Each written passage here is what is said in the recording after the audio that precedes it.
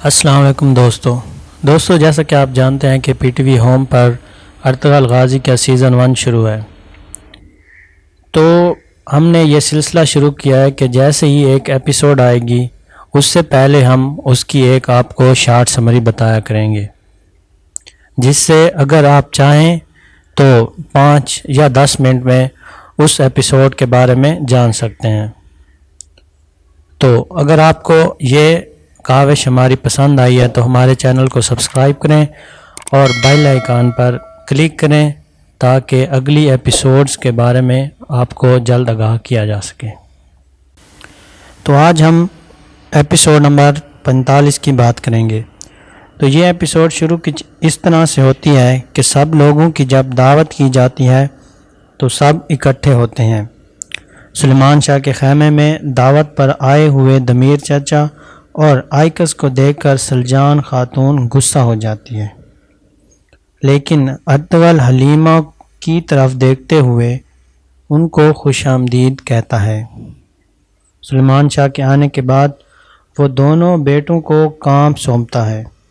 گندوگلوں کو روٹی روزی کا کام دیا جاتا ہے اور ارطغرل کو ترگت کو چھڑانے کے لیے ذمہ داری دی جاتی ہے، کیونکہ ترگت صلیبیوں کے قلعے میں قید ہے۔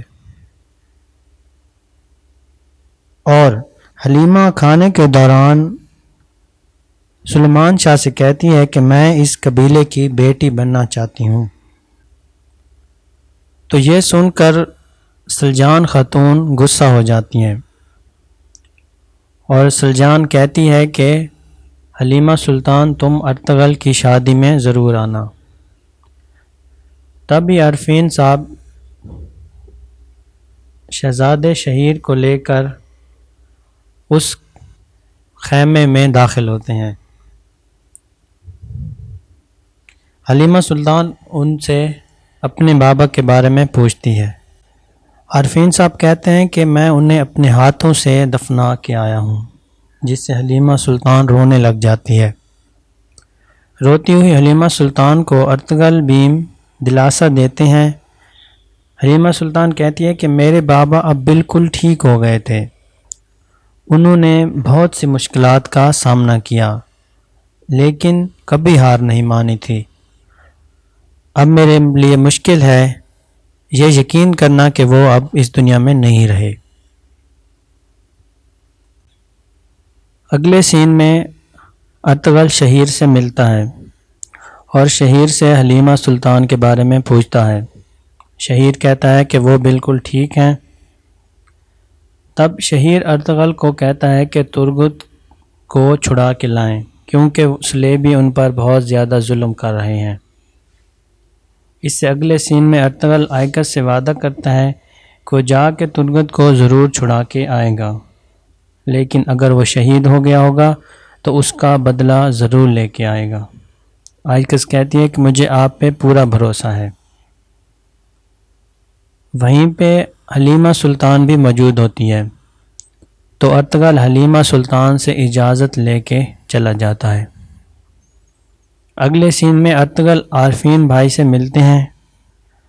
عارفین بھائی ترگت کو چھڑانے کے لیے ساتھ جانے کا کہتے ہیں، لیکن ارطغرل کہتا ہے کہ آپ اپنے کام سے کام رکھیں، کیونکہ ارطغرل کو عارفین بھائی پر شہزادے کے قتل کا شبہ ہوتا ہے۔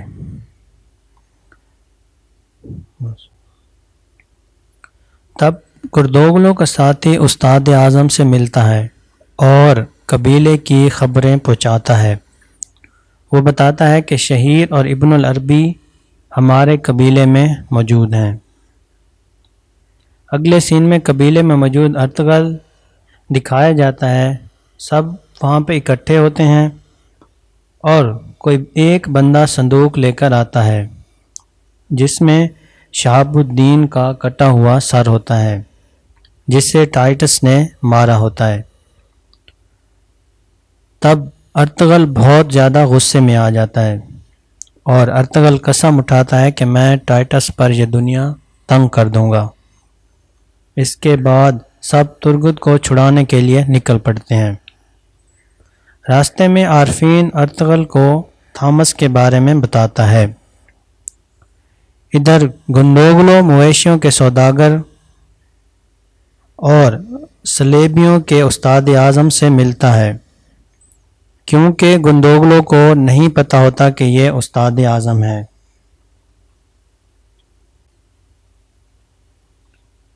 اب ارطغرل اور اس کے ساتھی قلعے پر حملہ کرنے کے لیے موجود ہوتے ہیں کہ تبھی پیچھے سے عبد الرحمن کی آواز آتی ہے، جسے صلیبیوں نے وہیں پہاڑوں پہ مارا ہوتا ہے۔ تو وہ اسے اٹھا کے لے آتے ہیں اور اس سے پوچھتے ہیں کہ کیا ہوا ہے۔ اور اس ایپیسوڈ کے آخری سین میں ٹائٹس اور استاد اعظم ایک دوسرے سے ملتے ہیں اور وہ پہلے کی طرح پلان بناتے ہیں اور اس طرح بھی سوچتے ہیں کہ اس دفعہ ہم کامیاب ہوں گے اور آج کے بعد ہم اور زیادہ سخت ہو جائیں گے،